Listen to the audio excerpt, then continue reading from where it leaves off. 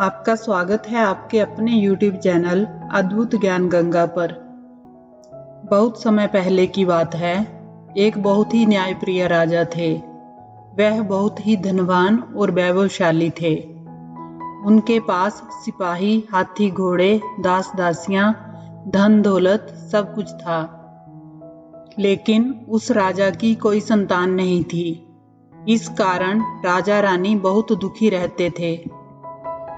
उन्होंने संतान प्राप्ति के लिए हर तरह का दान धर्म, धार्मिक अनुष्ठान, जप मंत्र, व्रत और पूजा पाठ किए, लेकिन कोई फायदा नहीं हुआ।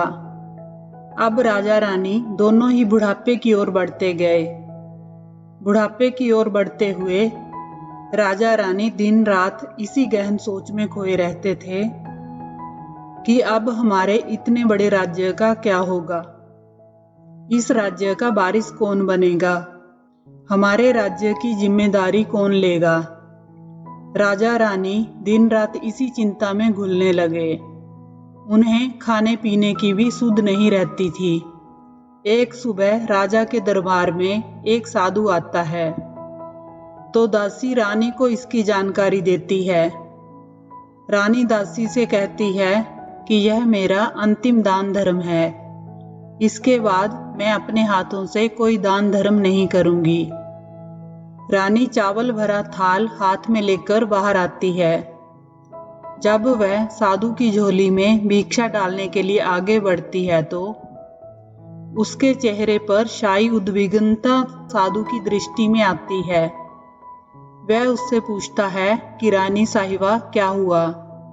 आप इतनी उदास क्यों हैं? तब रानी साधु महाराज को सारी हकीकत बताती है और सिसकने लगती है।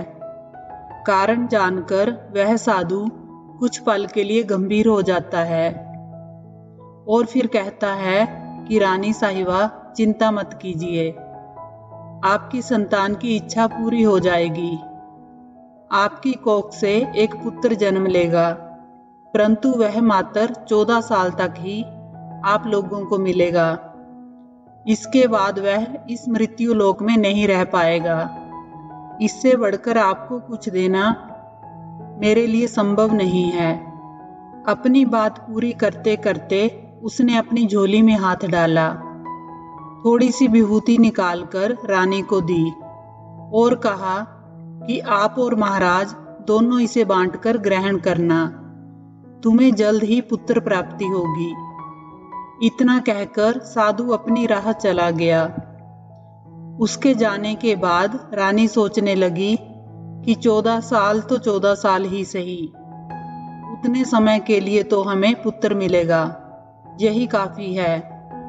14 साल के उसके जीवन काल में मैं उसे जी जान से बड़ा करूंगी, उसे ढेर सारा लाड दुलार दूंगी, अपनी संतान की हर मुराद पूरी करूंगी।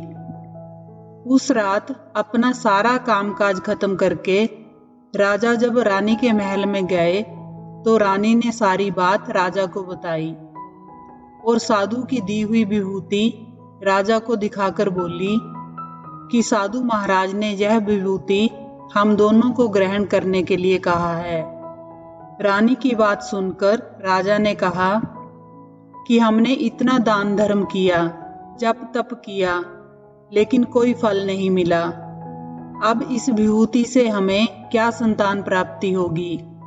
रानी बोली कि जब इतना सब कुछ किया तो अब यह भी सही, खामखा उस साधु के क्रोध को क्यों बुलावा दें। राजा को अब किसी पर विश्वास नहीं था, लेकिन पत्नी को दुख न पहुंचे इसलिए वह राजी हो गया।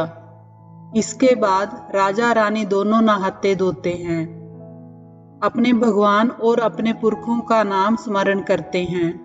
उस साधु महाराज का स्मरण करके वह विभूति बांटकर दोनों खाते हैं।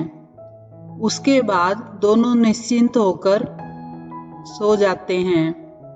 कुछ दिन गुजर जाते हैं और साधु महाराज द्वारा कहे अनुसार रानी गर्भवती हो जाती है। राजा रानी दोनों की खुशी का ठिकाना नहीं रहता। राजा रानी से बोला कि महारानी, हम पर सचमुच साधु महाराज की कृपा हो गई। समय आने पर रानी ने एक सुंदर गोरे चिट्टे पुत्र को जन्म दिया। राजा ने बड़ी धूमधाम से पुत्र का नामकरण किया। सारे राज्य में 8 दिन तक उत्सव मनाया गया। अब पुत्र की कुंडली देखने के लिए राज्य के सबसे विद्वान पंडित जी को बुलाया गया। कुंडली देखकर पंडित जी बड़े चिंतित हो गए। पंडित जी कहने लगे कि महाराज, हमारा राजपुत्र सिर्फ 14 साल तक हमारे पास रहेगा। राजा को पहले से ही यह बात पता थी। रानी को भी साधु महाराज की बात याद थी। दोनों चुप रह जाते हैं। उसके बाद राजा और रानी बड़े लाड प्यार से बेटे की परवरिश करते हैं, उसकी हर ख्वाहिश पूरी करते हैं। महाराज और महारानी सोचते हैं, थोड़े समय के लिए ही सही, भगवान ने संतान की उनकी मुराद पूरी कर दी। इसे वे समाधान मानते हैं। राजपुत्र दिन प्रतिदिन बड़ा होता है। जब वह 7 साल का हो जाता है तो राजा एक अच्छे गुरु की नियुक्ति करके उसे पढ़ाई लिखाई, राजशास्त्र, शस्त्र विद्या, घुड़सवारी आदि 12 विद्याओं का शिक्षण देते हैं। वह शास्त्र विद्या में पारंगत हो जाता है और राजकुमार जब 12 साल की उम्र का हो जाता है तब राजा रानी एक अच्छी सी राजकन्या खोजकर उसकी शादी कर देते हैं। ऐसे ही 2 और साल बीत जाते हैं। जब राजकुमार 14 साल का होने वाला होता है तो एक दिन राजकुमार राजा से बोलता है कि पिताजी, मैं अपना सारा राज्य घूमकर देखना चाहता हूँ। आज तक मैंने सिर्फ इस राजवाड़े के अतिरिक्त कुछ नहीं देखा है। बेटे की बात सुनकर राजा चिंतित हो जाते हैं, क्योंकि राजकुमार को 14वां साल शुरू हुआ था। अब कोई अनहोनी होने का वक्त नजदीक आ पहुंचा था। लेकिन राजा ये सब बातें पुत्र को बता नहीं सकता था। वह चेहरे पर खुशी लाकर बेटे से कहता है कि हाँ बेटा, जरूर जाओ। तुम्हें अपना सारा राज्य घूमकर देखना चाहिए। हमारा राज्य कैसा है, कहाँ पर क्या है, यह सब तुम्हें जानना चाहिए। कल मेरे बाद तुमको ही तो इस राज्य का राजा बनना है। परंतु एक बात का ध्यान रखना कि तुम कहाँ जा रहे हो, क्या कर रहे हो, ये बात अपनी पत्नी को नहीं बताना। राजकुमार कहता है, ठीक है पिताजी, जैसा आपने कहा है मैं वैसा ही करूँगा। राजपुत्र दिन भर अपनी पत्नी के साथ मौज मस्ती करता है, खुशियां मनाता है और रात को ठीक 12 बजे बिस्तर से उठकर बाहर चला जाता है। सुबह होने से पहले ही वह वापस अपने महल में आकर सो जाता है। ऐसे बहुत दिनों तक चलता रहा। अब राजपुत्र का 14वां साल खत्म होने में कुछ ही दिन बाकी रह गए थे। एक रात उसकी पत्नी जानी छोटी रानी रात में जाग जाती है। वह देखती है कि राजपुत्र बिस्तर पर नहीं है। वह उसे महल में सब जगह देखती है, लेकिन राजपुत्र कहीं भी नजर नहीं आता है। वह सोचती है कि अब वह क्या करेगी, इसके बारे में किससे कहेगी, क्या कहेगी। वह चुपचाप रहती है। भोर होने पर वह देखती है कि उसका पति अपनी जगह सोया हुआ है। वह अपने पति से रात की घटना के बारे में कुछ नहीं पूछती। दूसरी रात भी वैसे ही होता है, तीसरी रात, चौथी रात, ऐसे बहुत दिन तक चलता है। रानी बहुत ही चिंतित हो जाती है। पति रात को कहाँ जाता है, किससे मिलने जाता है, उसके मन में ढेर सारे सवाल उठते हैं, लेकिन पूछने में उसे डर लगता है, शायद पति गुस्सा कर बैठे। सास ससुर से पूछने के बारे में सोचा तो उसकी कुल मर्यादा बीच में आ जाती थी। तो इस तरह मन ही मन वह परेशान रहने लगी। इस हालत में उसे खाने पीने में दिलचस्पी नहीं होती। वह दुबली पतली हो जाती है। उस राज्य में फूल बेचने वाली एक बूढ़ी मालिन थी। वह हमेशा छोटी रानी को फूल देने उसके महल में आती थी। उस बुढ़िया का ध्यान छोटी रानी पर जाता है। वह उससे पूछती है कि बेटी, तुम्हें किस बात का दुख है? तुम इस तरह सूखकर कांटा क्यों बनी हो? उस पर रानी कहती है कि अम्मा, तुम्हें क्या बताऊं? तुम्हारा राजपुत्र हर रात बिस्तर पर से उठकर कहीं चला जाता है और सुबह होते ही वापस आकर सो जाता है। वह कहाँ जाता है यह सोच सोचकर मैं अन्न जल ग्रहण नहीं कर पाती और इसी परेशानी में सूख सूख कर इस तरह कांटा बन गई हूँ। बुढ़िया सब बात सुनकर उसे एक उपाय बताती है कि तो तुम बेटी ऐसा करना, आज रात तुम सोना मत, उसके पीछे पीछे जाकर देखना कि वह कहाँ जाता है, क्या करता है। उसकी अच्छी तरह से पहरेदारी करना। रानी कहती है कि अगर मुझे नींद आ गई तो मैं क्या करूंगी? बुढ़िया बोली कि तुम्हें नींद ना आए इसलिए तुम एक काम करना, अपने बाएं हाथ की उंगली में एक जख्म करना, उस पर थोड़ी सी मिर्च छिड़कना, उससे तुम्हें बहुत जलन होगी और उस पीड़ा से तुम्हें रात भर नींद नहीं आएगी। रानी बुढ़िया के कहे अनुसार करती है। उंगली की जलन से उसे बहुत देर तक नींद नहीं आती, लेकिन बाद में वह सो जाती है। दूसरे दिन सुबह बुढ़िया फूल लेकर उसके महल में पहुंचती है और पूछती है कि क्या हुआ बेटी, क्या तुम देख पाई कि तुम्हारा पति कहाँ जाता है? रानी कहती है कि नहीं अम्मा, पहले कुछ समय जलन के कारण मुझे नींद नहीं आई, पर कुछ देर पश्चात मैं सो गई। बुढ़िया कहती है कोई बात नहीं, आज तुम उंगली पर पहले से थोड़ा बड़ा जख्म करना और ज्यादा मिर्च लगाना। रानी वैसे ही करती है, परंतु वह सिर्फ पति के बिस्तर से उठकर बाहर निकलते वक्त तक जाग पाई। वह उसके पीछे नहीं जा सकी क्योंकि उस समय तक उसकी आंखें मूंद गई थी। अगले दिन सुबह बुढ़िया आती है तो उसके पूछने से पहले ही रानी रोकर कहती है, अम्मा, मैं आज भी उनकी पहरेदारी ठीक तरह नहीं कर पाई। बुढ़िया कहती है, रोना नहीं बेटी, सब कुछ ठीक हो जाएगा। तुम आज रात जख्म और बड़ा करना और उस पर ज्यादा मिर्च छिड़कना। एक काम करना बेटी, वह जब जाने के लिए निकलता है तो उसका रास्ता रोककर उससे पूछना कि कहाँ जा रहे हो। बुढ़िया ने जैसा बताया रानी वैसा ही करती है। आज रात उसे नींद नहीं आती। पति रात 12 बजे बिस्तर से उठकर जब महल से निकलने के लिए चलने लगता है तो उस बुढ़िया ने जैसे बताया था वह वैसे ही करती है। दौड़कर जाकर पति का रास्ता रोक लेती है और कहती है कि आप कहाँ जा रहे हो? आप किससे मिलने जा रहे हो? मुझे बताओ। राजपुत्र उसे समझाने की बहुत कोशिश करता है कि देखो, अगर मैंने तुम्हें बता दिया तो मैं दोबारा तुम्हें नहीं मिल पाऊंगा। रानी बोली कि कोई बात नहीं, ना मिल पाओ, लेकिन आप रात के समय कहाँ जाते हो ये मुझे बता दीजिए। राजपुत्र निरुपाय हो जाता है। पत्नी की जिद के आगे उसकी एक नहीं चल पाती। ठीक उसी समय उसका 14वां साल खत्म होकर 15वां साल लगने वाला था। वह सोचता है कि जो होता है वह हो जाने दो। यह सोचकर वह कुछ चावल मंत्रों से सिद्ध करके पत्नी को देकर कहता है कि इन चावलों को दोनों हाथों की मुट्ठी में पकड़ना।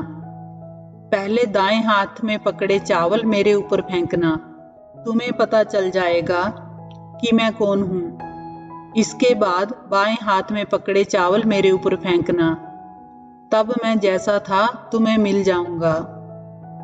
लेकिन यदि तुम बाएं हाथ के चावल मेरे ऊपर फेंकना भूल गई तो मैं तुम्हें कभी नहीं मिल पाऊंगा। रानी बोली कि मैं नहीं भूलूंगी। यह कहकर रानी बड़े आत्मविश्वास के साथ दाएं हाथ में पकड़े चावल पति के ऊपर फेंक देती है तो राजपुत्र एकदम एक विशाल घोड़ा बन जाता है। एकदम उम्दा, सफेद, गर्दन पर लंबी अयाल। देखते देखते वह तेजी से दौड़ने लगता है। रानी उस घोड़े को एकदम भौचक्की होकर देखने लगती है और पति ने बाएं हाथ के चावल फेंकने की जो बात कही थी उसे वह भूल जाती है। उसकी आंखों के सामने घोड़ा महल से बाहर निकलकर चला जाता है। घोड़ा महल से बाहर जाता है और वापस नहीं आता। अब रानी को बड़ा पश्चाताप होता है। वह स्वयं को कोसने लगती है, लेकिन अब उसका कोई फायदा नहीं होने वाला था। राजपुत्र अब वापस नहीं आने वाला था। सुबह होते ही महाराजा और महारानी को सब बात पता चलती है। उन्हें बहुत दुख होता है। वे बिस्तर पकड़ते हैं और राह देखते हैं कि एक दिन उनका बेटा वापस आ जाए। इस तरह 1 महीना गुजरता है, 2 महीने गुजरते हैं, 3 महीने गुजरते हैं और आखिर 6 महीने निकल जाते हैं। राजपुत्र का कोई अता पता नहीं लगता। राजपुत्र को ढूंढने के लिए राज्य के गांव-गांव सिपाही भेजे जाते हैं, लेकिन उन्हें कोई सफलता नहीं मिलती। रानी यह सोचकर स्वयं को मन ही मन कोसती है कि उसकी अपनी हट के कारण पति गायब हो गया। वह प्रण लेती है कि वह कुछ भी करके पति को ढूंढकर ही रहेगी और उसे वापस घर लेकर आएगी। एक दिन वह सुबह उठकर सास ससुर के महल में जाती है और कहती है कि मैं अपने पति की खोज में जा रही हूँ। महाराजा और महारानी को और क्या चाहिए था? उनका बेटा उन्हें वापस मिलना चाहिए था। वे बहू को जाने की अनुमति देकर कहने लगे कि बेटी, तुम जो चाहे वह करो, जहाँ जाना है वहाँ जाओ, लेकिन हमारे बेटे को वापस लेकर आओ। भगवान तुम्हें कामयाबी दे। रानी अब अपना शाही वेश बदलकर एक सेठानी बन जाती है।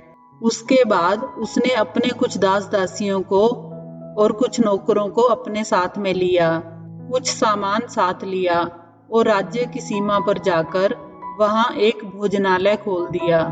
वह वहां आने वाले सब यात्रियों को खाना मुफ्त में देने लगी। उसने एक शर्त रखी कि उसके भोजनालय में खाना खाने वाले को, उसकी मालकिन को यानी राजकन्या को, उसकी देखी हुई कोई अजीब चीज बतानी पड़ेगी। वहां आने वाला हर नागरिक अपनी तरफ से मैंने यह देखा, मैंने वह देखा कहकर वहां से मुफ्त खाना खाकर जाता था। परंतु रानी को जो बात चाहिए थी वह अब तक मिली नहीं थी। ऐसे ही कुछ दिन बीत गए। इसी दौरान एक और घटना घटती है। रानी के महल में फूल लेकर आने वाली बुढ़िया के एक बेटा और बहू थे।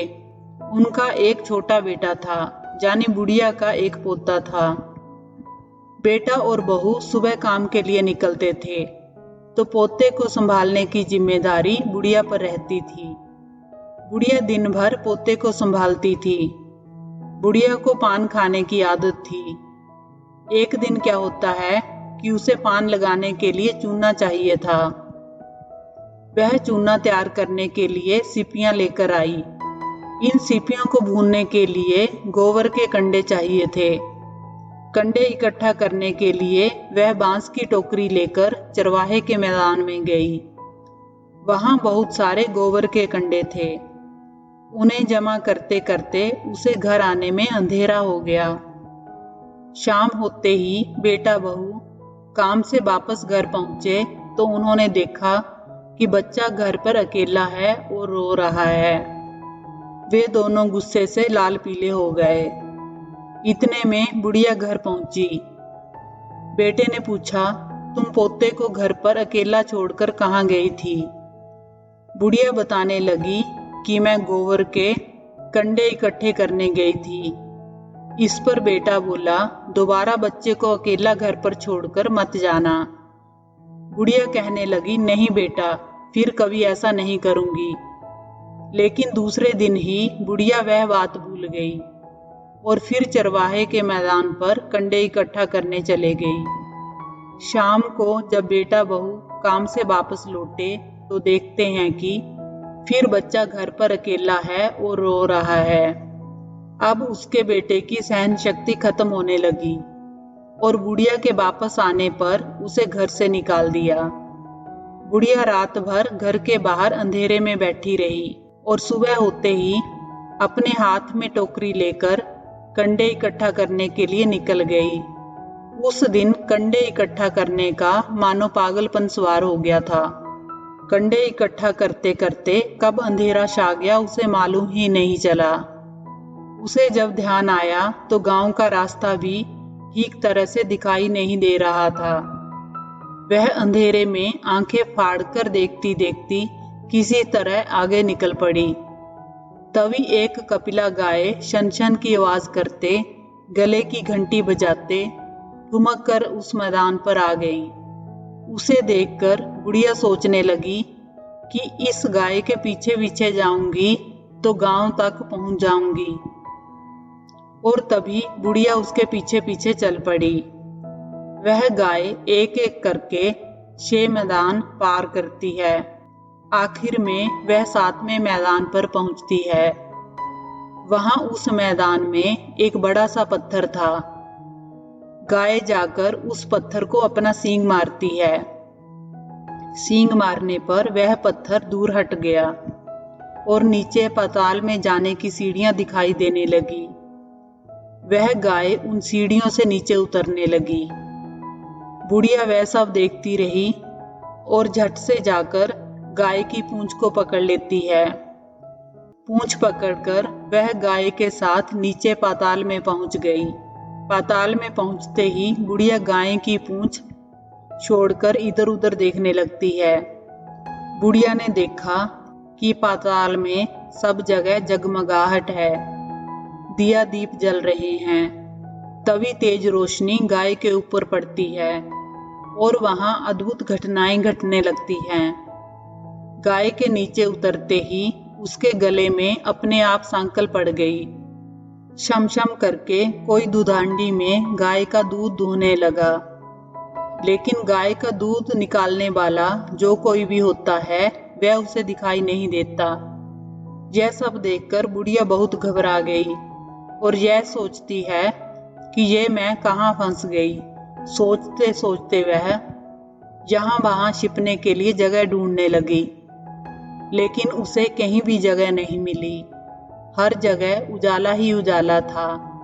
वह चुपचाप उसी एक कोने में छुपकर खड़ी रहकर जो कुछ उसके सामने हो रहा था उसे देखने लगी।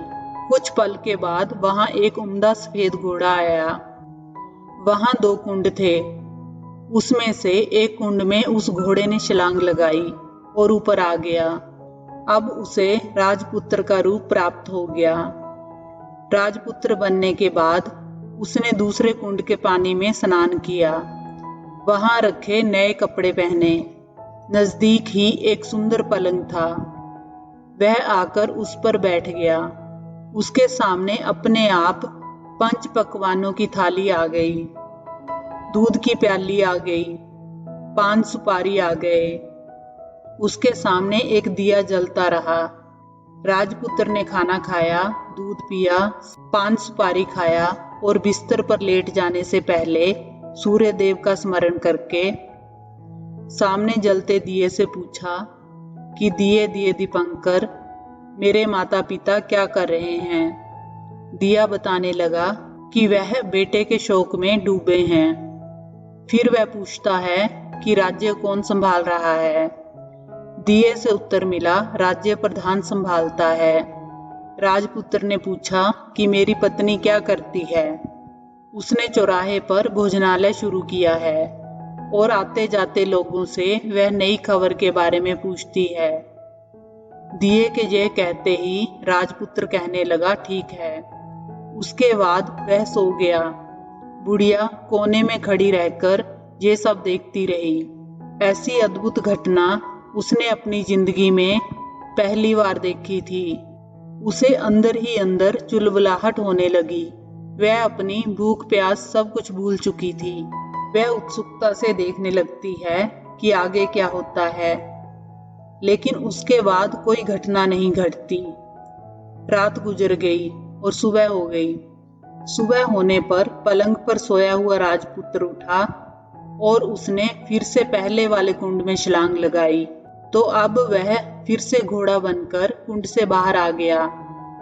बाहर आते ही वह तेजी से उस पाताल नगरी से बाहर निकल गया, लेकिन वह कहाँ गया इसका बुढ़िया को कुछ पता नहीं चला।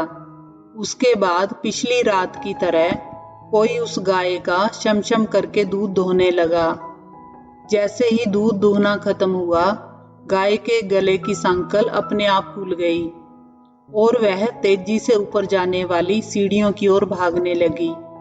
गाय को दौड़ते देखकर बुढ़िया सोचने लगी कि अब गाय के साथ जहां से ऊपर जाना ही समझदारी है, नहीं तो कोई मुसीबत आकर मेरे ऊपर टपक जाएगी।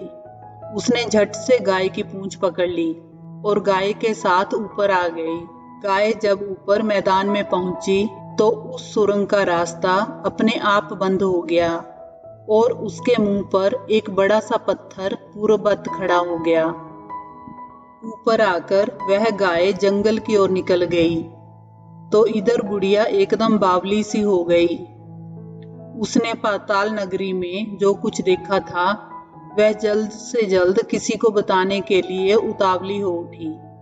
उसे एकदम याद आया कि नगर की सीमा पर कोई औरत भोजनालय चलाती है, नई बात बताने वाले को अच्छा खाना पीना मुफ्त में देती है।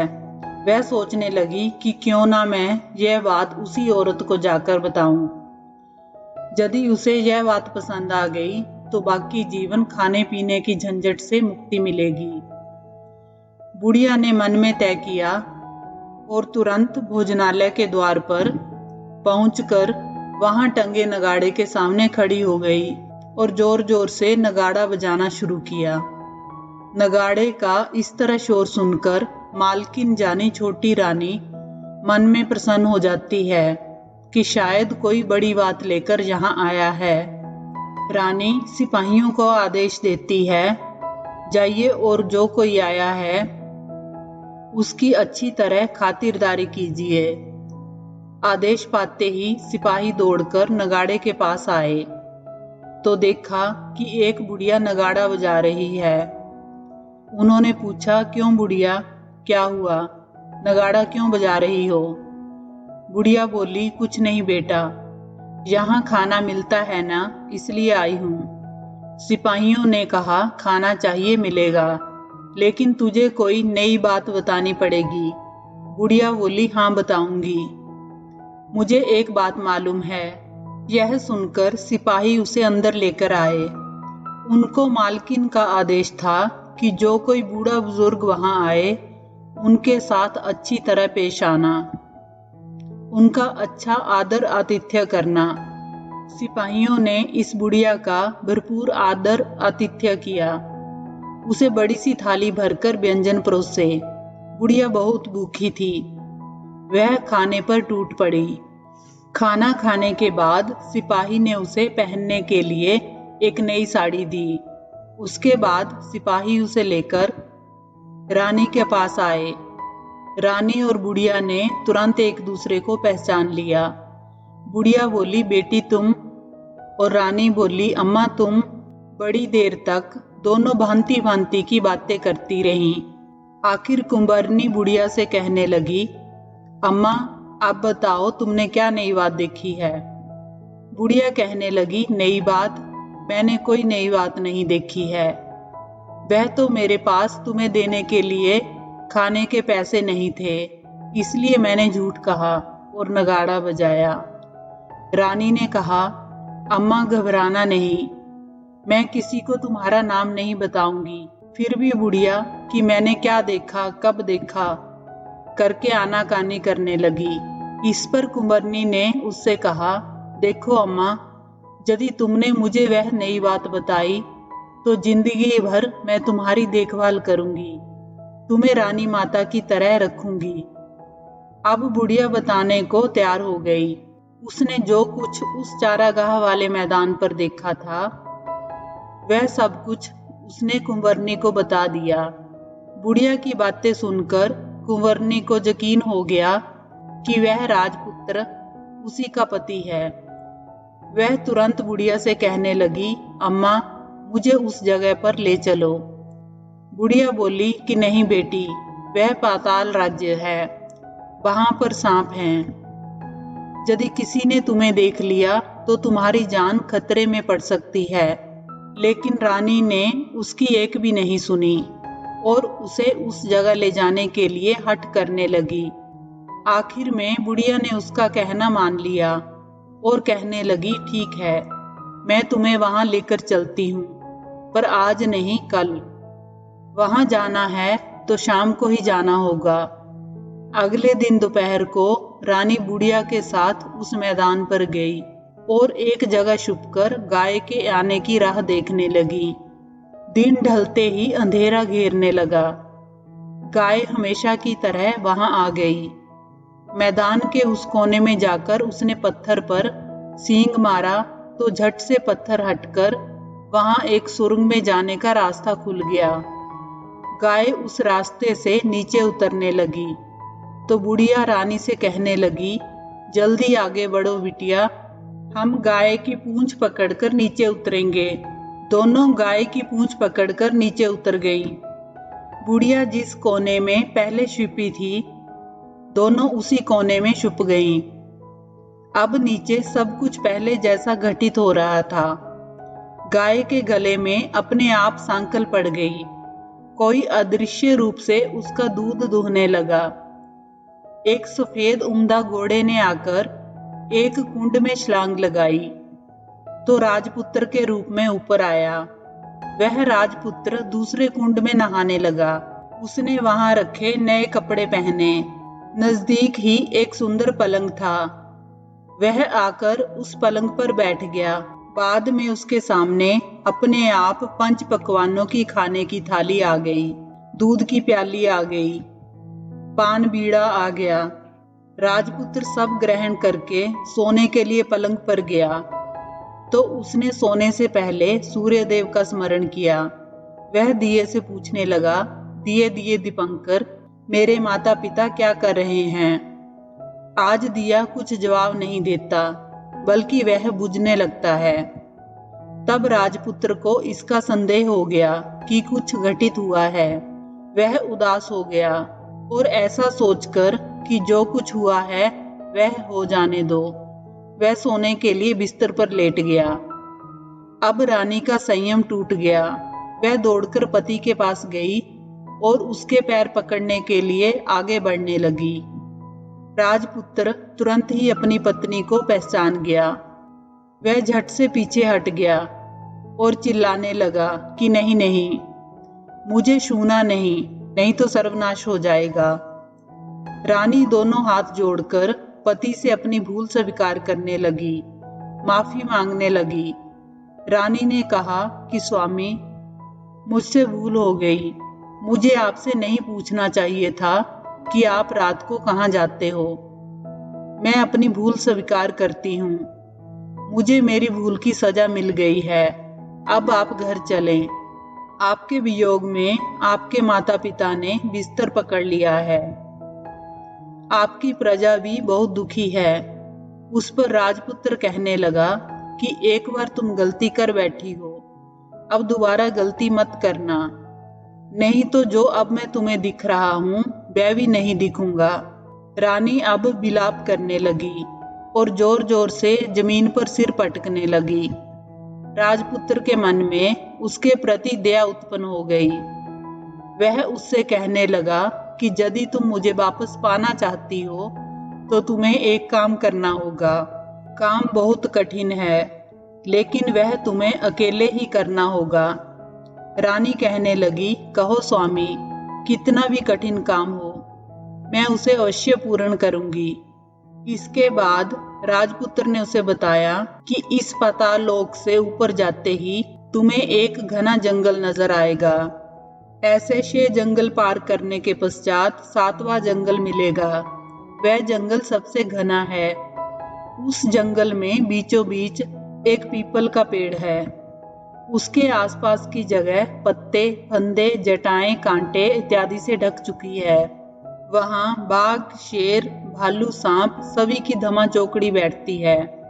तुम्हें उन सबको भगाकर वह जगह साफ करनी है। उसकी गोबर से लिपाई करके उसे पवित्र बनाना है, रंगोली से सजाना है। उसके बाद वहां धूप, कपूर, अगरबत्ती जलानी है। फूल कुमकुम से पेड़ के तने की पूजा करनी है। दूध दही से बने चावल का भोग चढ़ाना है। ये सब तुम्हें दोपहर को 12 बजने से पहले ही करना है। 12 बजने के समय तुम्हें उस जगह पर बैठकर सूर्य भगवान का ध्यान करना है। ठीक 12 बजे सूर्य भगवान का रथ वहां उतरेगा। भगवान सूर्य देव वह सब देखकर खुश हो जाएंगे और कहेंगे, जिस किसी ने यह सब किया है उसे मैं मनचाहा फल दूंगा। तो तुम भगवान सूर्य देव के सामने जाकर उनके रथ का दाहिना घोड़ा मांगना। उसके बाद मैं तुम्हें मिल जाऊंगा। इतनी बात कहकर राजपुत्र अपने पलंग पर सो गया और छोटी रानी भोर होने की राह देखने लगी। भोर होते ही वह बुढ़िया के साथ गाय की पूंछ पकड़कर ऊपर आ गई। ऊपर आने के बाद वह बुढ़िया से कहने लगी, अम्मा, अब मैं अकेले ही आगे जाऊंगी, तुम भोजनालय वापस जाओ। वह जंगल में जाकर राजपुत्र की बताई जगह ढूंढने लगी और किसी तरह सभी को वहां से भगाकर उसने वह जगह साफ कर दी। बाद में राजपुत्र ने जैसे बताया था वैसी लिपाई पुताई करके वापस आ गई। दूसरे दिन रानी पौ फटने से पहले उठी और जंगल में उस जगह पहुंची। वहां जाकर उसने इत्र गुलाब का पानी छिड़ककर वह जगह सुगंधित की। फिर धूप अगरबत्ती जलाकर उसे पवित्र किया और पूजा की सब सामग्री वहां तैयार रखकर सूर्य भगवान का ध्यान करने बैठ गई, जैसा कि उसके पति ने बताया था। दोपहर को ठीक 12 बजे सूर्य भगवान का रथ उस पीपल के पेड़ पर आकर रुका। सूर्य भगवान ने जब रथ से नीचे देखा तो वहां का सुगंधित वातावरण देखकर वह बहुत प्रसन्न हो गए। फिर वे बोले, जिस किसी ने यह काम किया है वह जहां आकर आज मुझसे कुछ भी मांगे मैं उसे दे दूंगा। रानी ने जब ये शब्द सुने तो बिना समय गंवाए दौड़कर उनके सामने आ गई। उनको साष्टांग नमस्कार करके बोली, भगवन, वह मैं ही हूँ, मैंने ही यह जगह साफ की है। अच्छा, तो तुम्हें जो चाहिए वह मांगो। रानी बोली, भगवन, मुझे आपके रथ का दाहिना घोड़ा चाहिए। सूर्य भगवान बोले, नहीं नहीं, मैं तुम्हें और कुछ भी दे सकता हूँ, लेकिन यह दाहिना घोड़ा नहीं दे सकता। मेरे रथ के 12 घोड़े हैं, तुम चाहे तो कोई और घोड़ा मांग लो, लेकिन यह दाहिना घोड़ा नहीं, वह मैं तुम्हें नहीं दे सकता। छोटी रानी ने एक नहीं सुनी। वह सूर्य देव से एक ही बात कह रही थी, वही दाहिना घोड़ा दे दीजिए, नहीं तो मैं आपके पैरों में गिरकर अपनी जान दे दूंगी। अब सूर्य देव धर्म संकट में पड़ गए। उन्होंने वचन दे दिया था, अब अपने वचन से पलट भी तो नहीं सकते थे। सूर्य देव ने कहा, ठीक है, मैंने तुम्हें वह घोड़ा दिया, लेकिन वह तुम्हें यहाँ नहीं मिलेगा, तुम्हें उसे पाताल में जाकर लाना होगा। रानी बोली, भगवन, पाताल में ही क्या, मैं उन्हें पाने के लिए कहीं भी जा सकती हूँ। रानी को वचन देकर सूर्यदेव अपने मार्ग पर चले गए और इधर रानी जंगल से अपने भोजनालय में आ गई। फिर वह बुढ़िया को लेकर उस मैदान पर आ गई। जल्दी ही शाम हो गई। शाम होते ही वहां वह गाय आ गई और उसने सींग मारकर सुरंग का पत्थर हटाया तथा नीचे उतरने लगी। रानी और बुढ़िया जल्दी जल्दी उसकी पूंछ पकड़कर नीचे उतर गईं। नीचे पाताल में सब घटनाएं पहले की तरह ही घटने लगी। घोड़े का एक कुंड में नहाकर राजपुत्र बन जाना, नहा धोकर पलंग पर जाकर बैठना, तो उसे खाने की थाली, दूध की प्याली आना, पान का बीड़ा आना, लेकिन आज एक नई घटना घटी। आज 2-2 थाली, 2-2 दूध की प्याली, 2-2 पान बीड़े उसके सामने आए। वह कुछ नहीं बोला। अपने हिस्से की थाली खाकर, दूध पीकर और पान बीड़ा चबाकर वह सोने चला गया और हमेशा की तरह दिए से पूछने लगा, दिए दिए दीपंकर, मेरे माता पिता क्या करते हैं? दिए ने बताया, वे दोनों तुम्हारे शोक में मरने की स्थिति में पहुंच गए हैं। यह सुनते ही उसकी आंखों से आंसू टपकने लगे। फिर वह पूछने लगा, दिए दिए दीपंकर, मेरा राज्य कौन चला रहा है? दिए ने बताया, तुम्हारा राज्य प्रधान चला रहा है और वह सब कुछ हड़प चुका है। वह प्रजा पर बहुत अत्याचार कर रहा है। यह सुनकर राजपुत्र को बहुत गुस्सा आया। वह गुस्से से अपनी मुट्ठी भींचने लगा। अब वह पूछने लगा, दिए दिए दीपंकर, मेरी पत्नी क्या कर रही है? अब दिया कुछ नहीं बोला, चुप रहा। अब रानी का संयम जवाब दे गया। वह दौड़कर पति के सामने आ गई। राजपुत्र रानी से कहने लगा कि अब मैं तुम्हें मिल गया हूँ। रानी ने पूछा कि क्या सच कह रहे हो? आप अब फिर से घोड़ा तो नहीं बनेंगे? नहीं, मैं अब दोबारा घोड़ा नहीं बनूंगा। राजपुत्र ने रानी से कहा, तुमने मुझे पाने के लिए इतने सारे कष्ट उठाए हैं, इसलिए सूर्यदेव ने मुझे सदा के लिए घोड़े के जन्म से मुक्त कर दिया है। राजपुत्र ने बड़े प्यार से कहा और उसे गले लगाया। उसके आंसू पोंछे।